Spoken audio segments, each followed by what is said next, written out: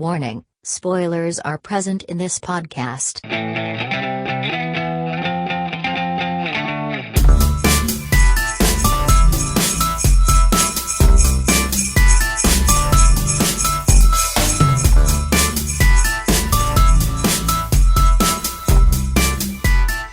Third World Cinema Club.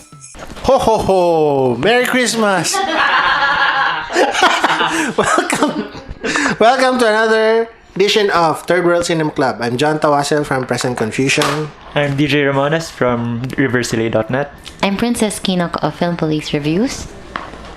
I'm Jean from jplorato.blogspot.com. And we have a special special pa rin, special guest today with Semi us. kasi ano eh. Semi ka. Yan.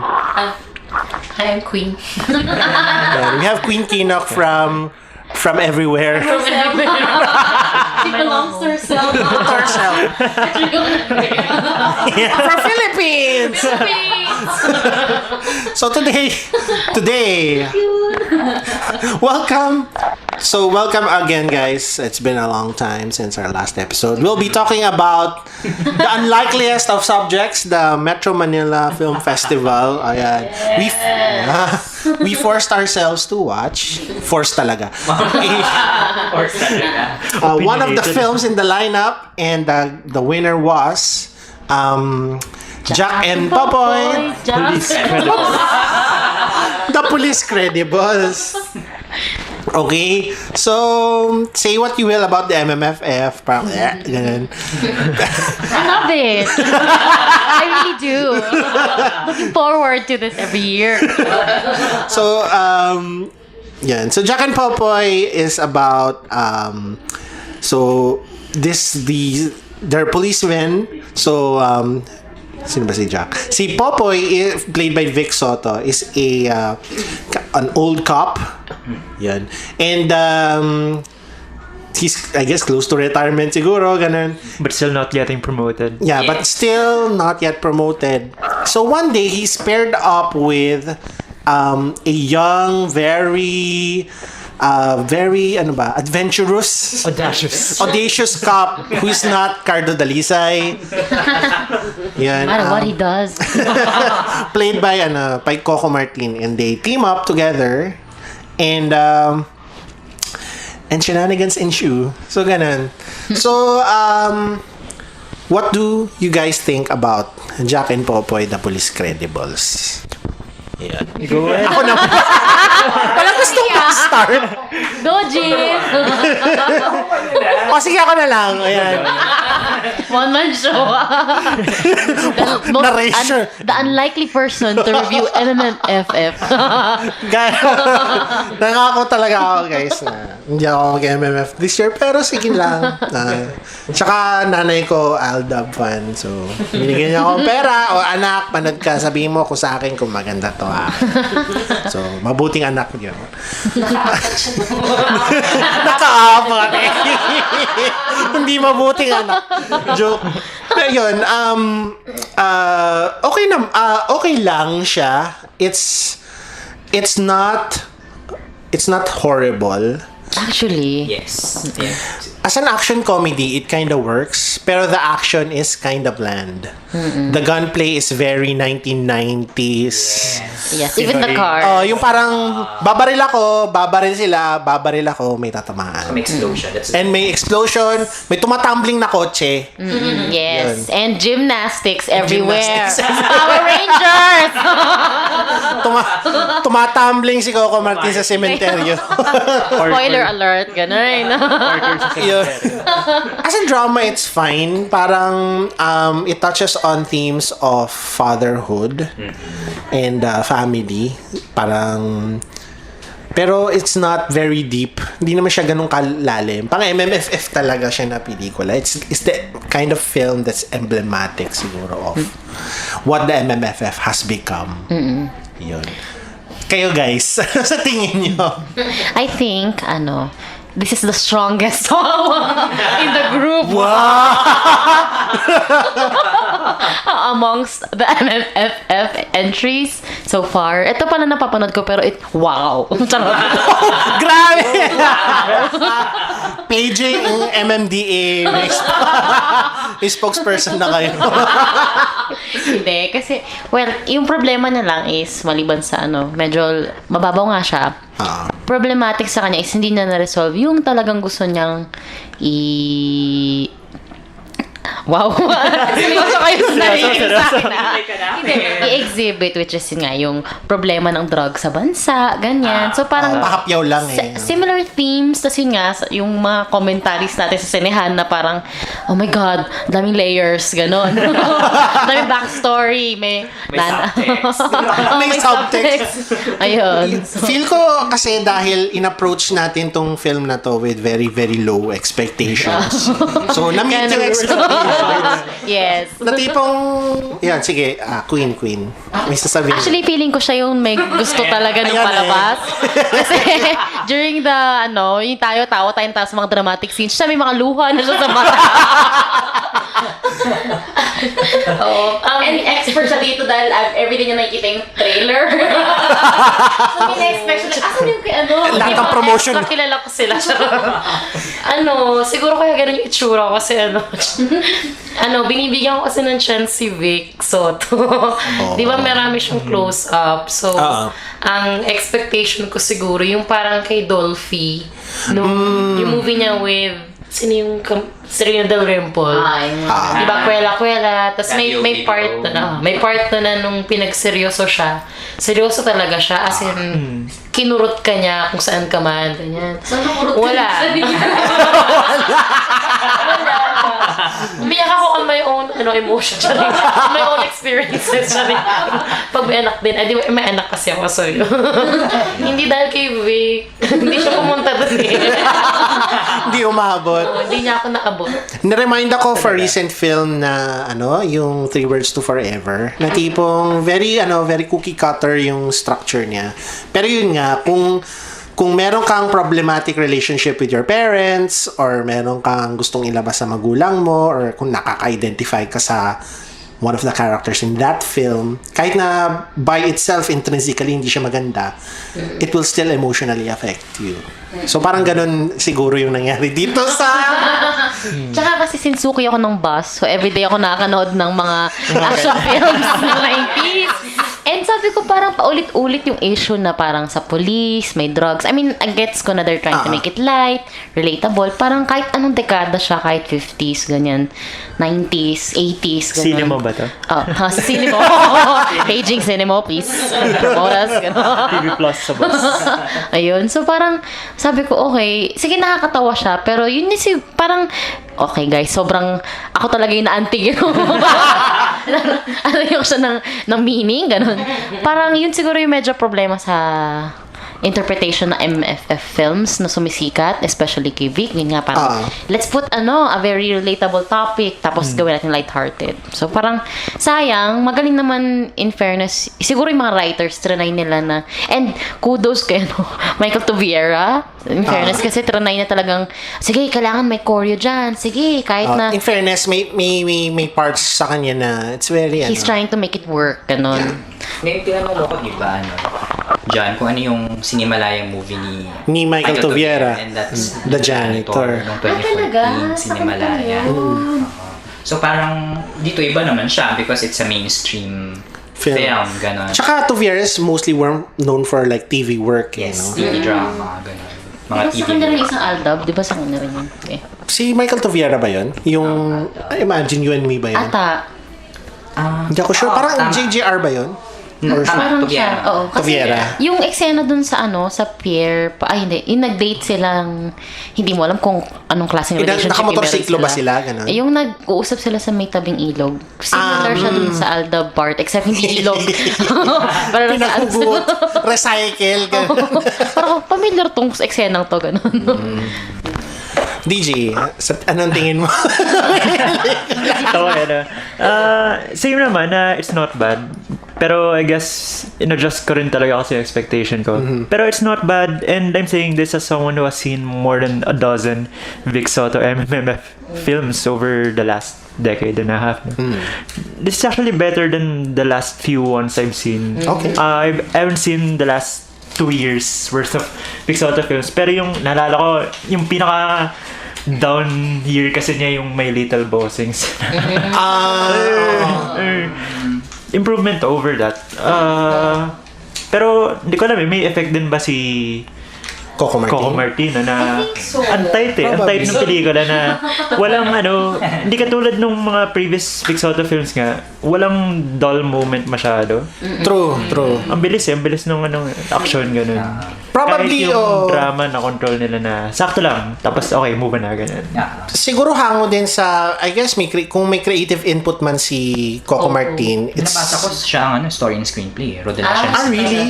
That's Coco Martin. So, in fairness sa kanya, kasi with last year's Panday, kahit na the film was medyo messy all over the place, may may something siya that made it not really that terrible. Tsaka I guess kasi from his experience sa Ang Probinsyano parang ganun yung style nung barilan sa pelikulang to, di ba? Siya rin naman kasi ang creative consultant ng Ang Probinsyano. Si Coco Martin. Yun. In fairness. Same tayo. Kinikilig ako sa kanya kanina. Pero kung siya talaga may input siya, gusto ko yung input niya siya rin. Kasi lalo na yung part na tinulungan ng mga tito niya, si Vic, tapos sinabihan siya na nabigyan mo siya ng chance. Yung nag-explain siya, diba, sa niya, yung character. Tapos nag-explain na, tapos nire-iterate niya na ito lang yung alam ko, ito yung pinaniniwala ko. Ito ginawa mo gusto ko yung part na yun. So parang, kaya feeling ko maganda rin yung input niya dun sa film. Kasi nga, imbes na maging bland na, magiging okay din sila mamaya, yung etong bida, ayaw talaga niya patawarin. So yung... may little trivia lang ako. Ewan ko nalala mo yun. Basta may little trivia ako kay Coco Martin. 2008 or 7 pala. Meron kaming schoolmate, kabatch siya dun sa unang workshop niya daw. Pinaka-unang workshop niya ever bago siya nag-Brillante Mendoza, ganun. So, Hi, Coco Martin. Hi! Kapit-bahay ka. Oh my God! Tapos nakita namin, kasama ka ba nun? Oo, kasama. Ayun, nakita namin siya as in totoy na totoy pa lang. Tapos talagang sobrang bata niya. Parang, kasama mo yan. Parang ganun. Tapos parang nagulat ako na, sumikat siya. Parang in fairness, kasi nga parang dun sa yung role niya small lang, pero parang halata mo na interested talaga siya sa craft niya. Hindi siya parang matinay idol na biglang... yung role niya ata dun is yung... Bad boy siya dun. Bad boy na anak. At nandito rin yung kapatid niya, napansin niyo ba? Si Ronaldo. Yung redhead. Yes. Kasama niya rin sa Ang Probinsyano. Kasama niya rin ba? Ang Probinsyano. At nasa siya? While watching it, sabi parang, yung mga din ng Probinsyano is kasama nga dito sa film. Tsaka syempre siya si ordinaryo. Pamilya Ordinaryo. Talaga. Ronaldo Martin. Yung Coco Martin bandwagon.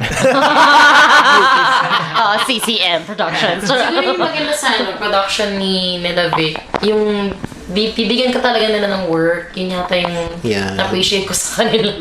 Non-film wise, siguro yung production wise. Kasi makikita mo yung mga yung goons, diba? Ay, feeling ko dati itong nag-extra talaga.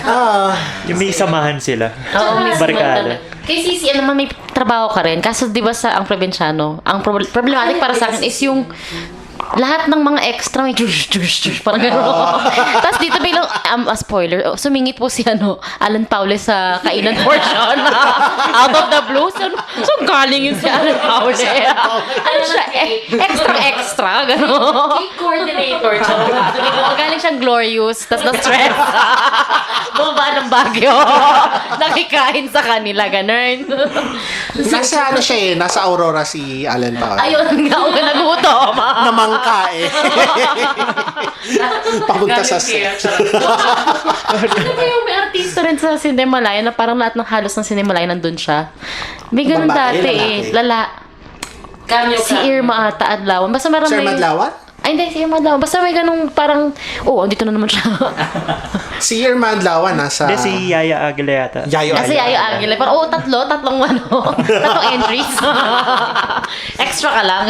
Tita ng bayan. Tsaka si friend of the pod, hi, Elora. Elora, hi. Uy, nakatatlo siya. Bisita ka sa amin. Jim, anong tingin mo sa Police Credibles? Ako, it's okay. I agree naman na it's okay. Hindi siya terrible film. Ganun. Tapos nga, while watching yung mga action sequences, talagang it reminds me of mga 90s film nila Danilo Cabrera, nila Jose Carion. Kasi ganun na rin eh. Diba? Diba Lito Lapid yung... Fight director. Relax nga niya, Chuck Norris. Ayan. Lahat ng AK lalabas natin pero di siya matamaan. Ganyan. Pero reaction ko talaga nung ano to, Provinciano meets Baybas. Ay, kasi yung twist na. Oo, may ganun eh. Tapos, ano ba yung mga ang dami mong may iisip na, alam mo yun, yung film. Or saka, TV shows, gano'n. Tapos kailangan sa warehouse, sa pier, maglalaban. Sa pier. Warehouse at pier. Magkasama. Pero at least, hindi mo masasabi na nahuli yung pulis sa pelikula doon. In fairness. I believe kumbaga ito na yung mga dream project ni Coco. Although I don't know. Kasi isipin mo before, di ba yung nag-vivid player siya? Kasi ako, nangyari one time, nag-video research ako sa work. Nakita ko siya sa TV show na Ikaw Lang Ang Mamahalin. Tapos, bit player siya ni Sunshine Dizon dun sa eksena. Then that's 2000. Isipin mo yung niya, yung transition niya from bit player to naging indie actor, di ba? Na ni Brillante Mendoza, then mainstream. Ang another na na-observe ko kay Coco is that magmalayo na siya dun sa dating indie actor na kilala natin. Kasi during yung indie times niya, daring saka bold or yung mga ginagawa niya talaga like service, risky, gano'n. Dito kasi yung mainstream, ang nakita ko ay yung nagigiring siya towards family entertainment. Yes. Yun yung nakikita ko. And merong mga mannerisms si Coco sa acting na ayoko, like yung giggle mannerisms niya or gestures niya, gano'n. Wait, saan to? Sa nung indie pa siya or nung nung mainstream na? Nung mainstream na siya. Kasi nung indie wala. Wala. But sometimes, for me, annoying siya. Pero, bearable naman kasi si Coco Martin. Naging tabloid ka bigla, no? Hindi ka namin kilala. Bakit naging tabloid ka na? Ayaw si Aryu. Aryu ba, Arjo? Ayun, Arjo Atayde. Our host. Magkapatid ba sila ni Ria Atay? Yes. Mami nila si Sylvia Sanchez. Actually, taga-tabloid talaga kami. Tara na, may day job pa kami niya na yun, Jimmy. Ngayon ko lang na-connect. Yeah. So, actually, yun lang no? Homage lang talaga siya. Okay, kung itatry natin i-defend siya sa mga critic, it's an homage for for action films. Kung titingnan mo this year, di ba? Tinatry ng Philippine cinema to revive ang action movies. Yes. Started in Baybas, then We Will Not Die Tonight. And this is another film na trying to revive the action dramedy, gano'n. Yeah, you can argue as early as 2017 may mga attempts na eh. Yes. Although hindi sila ganun ka-successful, like Double Barrel ng 2017. Mga ganon. Pero even before, hindi kasi nasundan si Ejercito yung asyong... Yeah, yung namatay yun with Muslim Magnum 357, di ba? Yes. Saka naging politiko na kasi siya. Yun. Wala siyang oras gumawa ng pelikula, which is good. We're fine by it. For Police Credibles, naalala ko may isang shot na pare-pareho tayo sabay-sabay natin na-appreciate. Which one? Nandun sila sa bar na... Yes! Ang ganda ng production design nun. Agree din ako sa sinabi niyo. Pero even all throughout na syempre hindi ako cinematographer, pero may tension lahat ng scenes eh. Hindi ko alam kung dahil long lens yung ginagamit nila palagi or depende. Basta meron siyang quality all throughout na okay siya, na hindi mo makikita in Vic Soto films before. Yes. Sino yung cinematographer nila sa Police Credibles? Odyssey Flores. Si Odyssey! Okay. So, actually mahusay na yun, cinematographer. Yun. So, may kahit pa paano may konting craft na pumapasok. Kahit na hindi naman siya, it doesn't fit into the stereotype na. Well, although it caters to the, hindi naman lowest common denominator. Common lang siya. So, may for yung action scenes para sa mga tatay. Yung mga love, mga si Min Mendoza yun. Millennials ang target. Oo. Yung mga bata, comedy. Di ba? Which is dun sa tatlong tito. O yung tatlong titos na naging titas. Taga-balance din sila talaga yun. Yun. So, even though ganun nga siya, it's still parang pinagtiyagaan naman siya, which I appreciate. Given my animosity towards the MMFF. Pero kung ang compromise talaga ang dapat gawin sa MMFF, ito yung type ng compromise film na feel mo na okay eh. Oo. In fairness. Mainstream, Ito yung pang pamilya na pang satisfy ng maganda yung cast niya. Feeling ko well-casted siya, in fairness naman. Except yung isang actor na, yung binigay sa kanyang role. Si Chai po na Si Chai. Parang they don't know her caliber talaga. Excuse me po, GMA, Oo. Tsaka pati si ABS, hindi rin nila masyadong appreciate Hindi nila yung caliber ma-utilize niya. no? Sa mainstream. Kasi ang husay niya sa Sa indie. Ikaw nung kausap mo yung demonyo ng Mapapanood mo naman siya sa halik si Chai ko na share. Supporting siya ni Yan Santos. Yeah. Yung unfortunately, yung nag-iisa niyang parang lead-ish role, hindi pa ganun yung Pinay Beauty. Tapos for most of that movie, wala siya. Yung focus is with Edgar Allan Guzman. Kaya parang yung acting niya dito parang ganun lang. Yun na important. Kasi alam niya, ikaw kaya meron kasi siyang role, kinausap talaga yung demonyo, tapos sinofera niya ka ng Starbucks, ganun. For, yung parang short film yun eh. Really? Diba? Yun. Nasa Cebuano siya na galing niya doon. Gusto ko siya. Parang monologue na ewan. Another thing, I hope si Arjo Atay hindi siya nata-typecast as villain. Kasi, like in Bypass, Bigitchen, and parang extension to ng probinsyano. Kasi kontrabida siya. Siya rin yung kalaban ni Coco Martin. Na naman I hope makapanood ako ng film ni Arjo Atay na hindi naman diversify na. mayroon ng mga versatility, diba? Pero gusto ko siya dito kasi yung part na, di ba usually yung mga villain, parang okay, masama lang siya. Pero dito kasi may factor na convinced sila na tama yung ginagawa nila. Yung scene na nag-cook sila, nag-air sila, nag-air sila mag-father. Ano yung drink na yun na soft drinks na with beer ba to? Hindi yung basta yung lemony. hindi lang singit 7 Up. hindi lang singit si Cherry Pie Picache na kino-convince. Pero yung smirk nilang tatlo na Convince sila na sa tama. family legacy. So yung part, It's in the blood. Justify. we can handle yung mga ganun. So yung part. Pero bakit pag mayaman na pamilya sa mainstream Filipino movies, palagi Montenegro apelido? Ako may Domingo sa Police, Fernandez, tsaka I think ipa-play nila kasi, di ba Fernandez, may joke na, kasi Pops Fernandez. So, Pero may din. Domingo, natin ko Dominguez, gano'n. Something. Domingo, okay. Aristocratic. Birdshot din, di ba? Parang si, Montenegro din. Parang siguro yun, naalala ko yung one time na umattend ako ng Russian Film Festival. Di ba naalala niyo yun? Yung nag-send ako ng picture ng nagugutom na ako pero puro mani yung pinakain sa akin. ayun sa FDCP. Oo. Tapos nakakatawa kasi ang diplomatic, syempre diplomat yung Russian diplomat doon. Diplomat Pero tama. yung speech niya, sabi niya, kami mga Russian, hindi kami mga spies, hindi kami mga drug lord, ganun.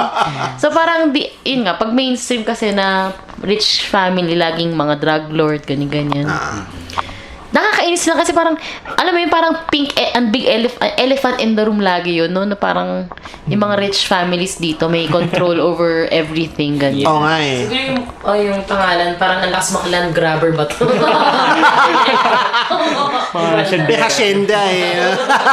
Naalala ko Montenegro, si John Lloyd Cruz din, yung kanila Sarah Geronimo, You Changed My Life. Ako yung Very special. ako yung sa... Miggy Montenegro, di ba? Oh, yeah, Miggy Montenegro. Kaya ako nga nasabi na may isang scene na Cathy Garcia Molina na ba? Sabi mo, Kasi si Maine Mendoza, uma-acting siya na parang si Sarah G dun sa Category C movies. Yung, kumbaga yun yung ano natin dito. Pakit na niya siya, ganun. Yung Manic Pixie Dream Girl ng Pinas na parang, hindi, okay lang yan. Baka yung tatay mo ganito, ganyan. Di ba parang, hello, problematic nga sa tatay niya. Biglang, hindi, baka naman kasi hindi mo lang kilala yung tatay mo. Oo nga. Hindi kilala eh. Pangit naman yung empathize. Oo. It's about you. Parang ganun. Tsaka parang may, nakakainis yung dialogue kasi parang may wordplay. Parang, sige, okay lang. Tatay, kasi ikaw talaga yung tatay niya. Mamaya sabihin ko na ikaw talaga ang tunay niyang tatay. Parang, subject-verb agreement. Mali eh. Hindi ka na parang yung may Bebe Love. Pero kasi may Bebe Love, nanalo siyang Best Supporting Actress. Si Maine. So dito naman in this film, kasi syempre, target talaga ito is millennial generation. Yes. Ito yung trying to be versatile si Maine. Kasi action drama hirap. Hindi siya biro na ano na genre. And then going back kay Arjo Atayde, naalala ko sa kanya si Edo Manzano during early years. So, sana kung may mga iba pang genre siyang magawa, gearing na siya doon kay Edo Manzano. Alam ko siyang good boy na role. Si Arjo? Sa puso ni ano, Char. Naging ko ano, Maine Mendoza. Sa puso. Naging ko din. Oo, baka nga dyan sila nagkakilala because of May eksena doon, hindi sila na makatitig sa isa, di ba? ayun na naging tabloid na tayo. Third World Tabloid Club. NFF. So yan guys, any final thoughts on Police Credibles bago tayo mag special segment? Wala na? Yung ano na lang, nung natawa ako kasi bigla may political statement si... Oo nga eh. Hindi natin mapupuksa ang illegal na droga eh. Hindi natin masasolusyonan ng Pilipinas. Yung bloopers. Oo nga. Pero di ba parang kaya siya jarring kasi all throughout conventional talaga yung pelikula eh. Na Yes. if they try to veer away from any convention, bigla nag-conscious tayo bigla, audience, and Yun nga eh. nasisira yung... Medyo jarring siya. Kasi for entertainment lang talaga siya eh. Na naintindihan naman natin, parang kontrata naman yan. I think, the most successful na mainstream, talagang from the start, na-integrate na nila yung message nila into the, ano. And there are films that can do that eh. Pero not this one. yung comment ko lang, ang kapal ng makeup ni Coco Martin. Oh my God, oo nga. Paano si Riza dun sa... Oo. Mas makapal pa yung makeup niya kay Maine Mendoza. Si Maine, natural look eh. May blush lang. Or baka maganda lang talaga yung makeup ni Maine kasi MAC. Endorse. Maine, please join us. Please sponsor us. In fairness, isang product placement lang yung inano dito, no? That's Which true. is Eat Bulaga. Eat Bulaga na talaga, no? Basta watch our show where you can watch our commercials. Nakakatawa yung, spoiler alert, pero nakakatawa yung pun na nilagay nila na parang, uy, nanonood ka nun. Diba? Tapos parang yung mukha ni Coco, hindi niya alam paano hindi. Parang ganun yung mukha niya. Parang ganun. Sa akin, yun nga. Parang, yun nga. Medyo babaan mo expectations mo. Tsaka masaya siya. Parang siyang comfort food. Comfort food. Parang we want to see Vic do action. Hindi, gawin natin siya. Oo. Na medyo, sige, hindi ako maiiyak sa'yo. Tatawa na ako kasi nakakatawa kayong lahat. Parang ganun. So, Okay. Nakatawa lang ako doon sa part na may mga rap or flip top. Kasi parang respeto.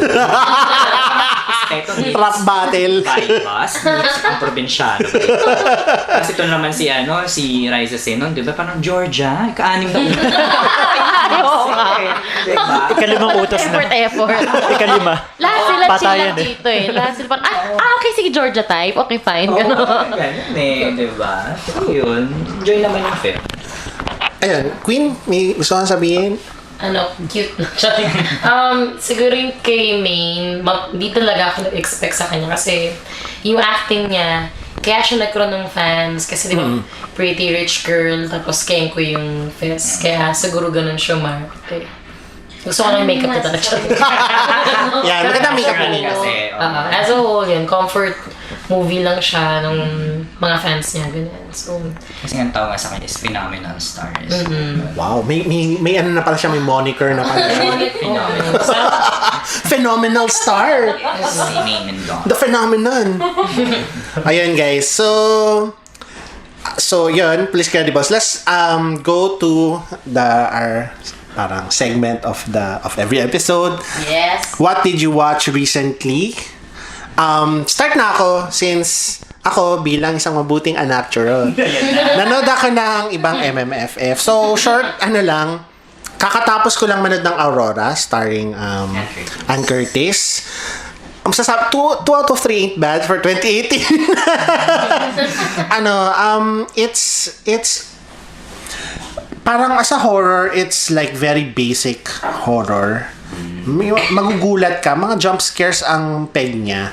Pero it doesn't really build an atmosphere of dread. Nabore ako sa kanya actually, medyo boring siya. It gets better during the latter half, nung medyo abstract na siya, papunta, yung parang lumalangoy na sila sa ilalim ng barko, ganyan. Yun. Pero medyo unremarkable siya for me. And the CGI is very spotty. Hindi siya ganun kaganda. And then, I also watched The Girl in the Orange Dress. So, it's para siyang rom-com ng Hollywood nung late 90s. Mga Hugh Grant, ganon. It takes place in just one hotel. Na ito si Jessie Mendiola and Jericho Rosales. They get together after like a drunken night. And then Jericho Rosales is a very, very popular actor. And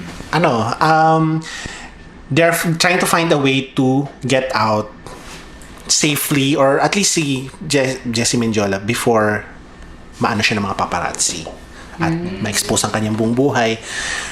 Hindi siya, parang is very low stakes, very hindi magugunaw ang mundo, ganon.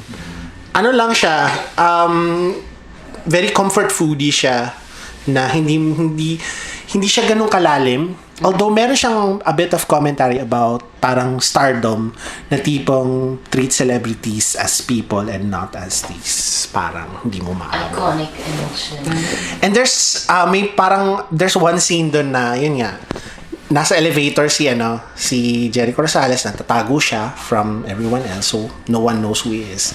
Meron dong family na pumasok, tas yung super stan, yung isang teenage girl na kasama nila. Sinabi niya, naku, kung makita ko yung character ni Jericho Rosales, naku, re-raping ko yan, ganun. So, rape joke, ganun. Pero yun nga, it goes to show na these people are being seen not as people. Objectified sila. Objectified sila. At interesting na flipped yung genders in this case. Na ultimately, kaya sila nag-hook up ni Jessie Mendiola is because Jessie Mendiola saw him as a person and not as this superstar. And finally, nakita ko yung Otlum by Joventan. So, this film replaced a Brillante Mendoza film in the lineup.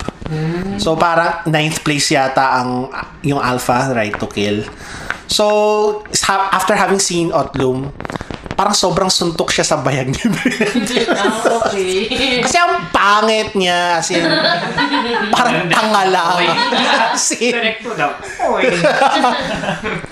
It's like 70 minutes long, pero it feels like 2 hours long. And it's about Buboy Villar trying to get into this tropa of assholes, and failing, he becomes a ghost and wreaks havoc. And there's ang daming shit. There's like, meron si John Estrada, bigla siyang papasok in the middle of the story. Hindi pala isa yung multo, dalawa pala yung multo. Tapos after mapatay ni John Estrada yung multo niya, aalis na lang siya. It's a mess. Parang why this is every MMFF there's that film. Why did you choose that? Parang why the hell did you choose this? And this is that film. Ano yun yung parang kunyari sa mga bulok na kamatis, gano'n? Ganon. Parang marketing strategy, gano'n. Ito yung maganda yung iba. This film makes the other MMFF films look like Parang di sila mahirapan. masterpieces, ganun. So, kung gusto mo magtapon ng pera, ganyan, sige, manood kayo ng Outloom. Kung fan niyo si Richie Rivero, manood na lang kayo ng basketball game niya sa YouTube. Na kayo manood ng CNN na to. Yun. So, sino gusto mag-next? Next. BJ? Yung napanood natin last week sa Centenario, Aria. Aria by Carlo Cato. By Carlo Enciso Cato, his third film this year. Dami, no? After Lapit Hapon, saka mga... Si Joventan din, tatlo. Otlum yung pangatlo niya. Pet Malu and ano yung isa? Wonder Bra. Ay, Wonder Bra, Pet Malu, Otlum. ang mga Ano pala yun? Ayun, DJ, sige. Aria. Sabi ko nga, I liked it better than Liway. Pero, bias ko lang siguro kasi I really like period films na okay. kompleto costume, ganyan. And I really like that they use Kapampangan dun sa Yung film. dialogue nila. Ayos yung Kapampangan yun, no? Kasi Yeah, Kapampangan set din ng yata. Dito sa prequel of Ari, My Life with a King. No. Ano siya? It's about a hook balahap hook balahap rebel or Rebel, oo. And it goes in between two time periods. Yung past time period is like this period romance where she falls in love with this war romance or wartime romance. wartime romance. She falls in love with this guy who's a member of the Hook. Well, not originally the Hook. Parang ano siya, aktivista na, parang communist. Aktivista, socialist, communist na they're fighting for labor rights, ganyan. Yun. So, napasama siya doon. And then, nung pumasok si World War II, naging hooks na sila. Yun. And then, yung maganda nga yung analysis ni John kasi parang the film actually has two stories. Yung isa, yun nga, yung sobrang conventional siya na period drama, war romance. Ay, imas, ganun. And then there's this other story na about the same person in the present day fighting for her pensions. Pension. Kasi as hooks, parang may time na tinanggal sa kanila yung benefits nila. Or late sila nabigyan kasi nga rebel sila. Unlike yung mga sundalo. So-called quote-unquote true veterans na they fought for the So, sana nga, yung ano ko kasi doon is, sana yun na lang yung inano nila, yung kinoncentrate nila, and not the period stuff. I mean, the period stuff is fine, pero it's very, very, it's okay lang. Pero, it's a very, yung kung bureaucracy talaga yung kalaban mo, it's yung sa storya nung matanda. It's a different story pero it's a very interesting story. And it's based on true events. Okay. Yan. Pero may magandang female empowerment scene. That's true, yeah. Most of the, diba, parang yung mga men sa area are, except siguro yung dagay, parang hindi sila... Dependent sila dun sa hindi sila kasing minsan ng babae. They have less agency. Yeah. Compared with the women. Kasi maraming leaders Parang lahat nga nung groups, fighter groups dun sa film, lahat sila led by women. Yes. Except the Japanese. Unless yung pala may secret female Japanese. Sa akin, kagabi, kasi kanina umaga, Spirited Away, pero hindi ako napanood ko na siya so mas maganda yung kagabi, Minority Report. First time ko siya napanood ng buo. Oo. Tom Cruise. Oo. 2001, 2000. Yun. Nagustuhan ko siya kasi parang may nabasa akong review before na parang little Steven Spielberg is now growing up. Parang ganun.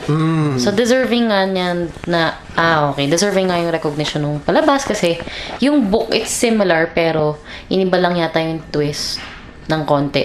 Yeah. So, yun. So, okay naman siya. And, dito ko ata na-appreciate si Tom Cruise maliban dun sa movie nila ni Nicole Kidman. Yung dalawang movie nila ni Nicole Kidman. And gusto ko yung cinematography niya na medyo blurry, na parang para siyang para ka rin parang nasa ilalim ng tubig. At the same time, parang nakikita mo rin. Parang memory mo. Parang siyang memory. Parang REM yung dating. Kasi diba, ewan ko TV namin yun, basta parang siyang may splice yung dating. Hindi naman siguro. Ng cinematography niya. Ganun din ba sa inyo? I'm just checking. Baka kasi na ako 30-30 vision. Ganun. So yun, okay naman. Spielberg growing up. Ito ba yung kasi may parang loose trilogy of Spielberg films in the early 2000s. Ang naalam ko, parang the last one was Munich. Munich. Nauna siya before Munich. Or parang Yeah. basta may loose series of films na So, like AI? Artificial intelligence. Oo, AI. after siya ng AI. parang in reaction to Kasi- 9/11 yata and the Iraqi war ganun. Ito talaga yung time na naging medyo political si Oo, well kasi... until now with the post ganun. Oo, kasi parang, parang may nabasa ako na parang sinakto talaga niya yung timing na after ng AI, yun yung project na next. Kasi parang, si AI is an unfinished project ni Ni Stanley Kubrick. eh. Yeah. So parang, he was veering away from the fact na parang family-friendly na stories like Jurassic Park, E.T., ganyan. So, tinatry niya mag-veer away ng kanyang, caliber. Then, Tas- came Minority Report. Kasi Philip K. Dick na, yun eh. Yes. Na short story. So, yun. Yun. Queen, ano nakita mo recently? Madaming pambata siya. Pero yung talagang nagustuhan ko, na pinilit ko talaga na huwag ka magsa-selfie, manood ka nito. Medyo late na ako para dun sa movie, yung 3 Billboards. Oh, okay. Hindi pa naman yan. Sobrang sabi ko, kaya pala ang dami kasing post na, Sobrang ang ganda. haba ng title, ganyan, pero ang ganda, ganyan. Sobrang naganda na ako sa Sobrang kanya. ganda. Ang ganda niya as in. So, Maganda nga siya. Yan. Hindi ko kailangan ko bang bigay yung summary? Ikaw ka ng Yung reaction. So, syempre after nag-ginugel ko siya, tapos yun pala is yung director, writer, inspiration lang yung nakita niya na yung similar sa mga countryside na lagi may billboards na interesting. Kaya nakapag-isip siya ng ganong story. Ang ganda lang kasi wala talagang makakapag-portray dun sa role ni Frances McDormand. Siya lang. Talaga. Kasi yung bang sabihan ka ng, hey, don't talk to me like, fuck you, tapos tititigan ka lang niya. Tapos na mag-fuck you din siya, yung talagang, parang sobrang nagustuhan ko yun. Tsaka yung, yung part na, yung angle na lovable si Woody Harrelson. Yes. In a way na hindi dahil siya yung palamura, na siya rin yung papatay dun sa mga goons, kundi dahil dun sa twist niya. Honorable man. Oo, yung honorable man siya. So, yun. So, feeling ko nakadagdag din dahil syempre ginugel ko siya after. Dun sa pagiging honorable niya, yung after shoot daw, yung mga tao dun sa countryside, sa set, yung mga nanonood lang ng shoot, tutugtugan daw niya ng music. Siguro, feeling ko nakapag siya doon. yung mental, na-position niya yung sarili niya na lovable man talaga siya. Internalize niya. Na-internalize niya kasi ginagawa niya. Pero magaling din siya doon si Sam Rockwell. Ay, sobrang Dixon. na-appreciate ko siya doon. As usual, may part kung saan kumakanto siya na naka-earphones. So, which ginawa niya din sa Charlie's Angels. So, nag-lip-sync siya doon. Nagustuhan ko rin yung angle niya doon. Hitchhiker's Guide din. Hitchhiker's Guide. Kumakanto siya. So, nagustuhan ko lang. Ayun. So, yun lang. So, panoorin niyo siya kung hindi siya pa napanood. Jim. Ako, yung mga memorable na last or recently na napanood ko is yung Gusto Kita with All My Hypothalamus. Naganda ako. Showing pa until Saturday. Sa cinema sa Centenario. Ay, ganun. Ay, sa Centenario din. sorry. And then, Moonlight. Naganda ako sa... Barry Jenkins. Barry Jenkins. May bago siya ngayon. If Bill Street If could talk. Street Could Talk. Ayun. So, nakakatuwa lang yung sa Moonlight kasi yung style niya. May times na parang may pagka-French nga yung niya, yung dating niya. Ganun. Parang European European sensibilities. cinema. Ganun. Tapos, tawag dito, diniscuss din yung bullying, di ba? Yeah. Napanood ko siya, saktong merong issue ng bullying dito sa Pilipinas. Pilipinas. So, Hot topics. Kaya maganda yung Moonlight na yun. Okay, so that ends our very special episode. Pero we'll be back very, very soon for our year-ender special. Where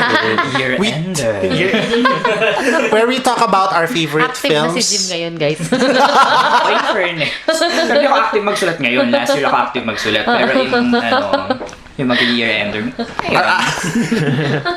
So yeah, the best films of 2018, I guess the worst films kung gusto niyo of 2018, and yung mga iba-iba pang awards. So look out for that before the end of the year. So we'll see you guys next time. Bye-bye. Bye. Bye. Bye. Bye. Bye.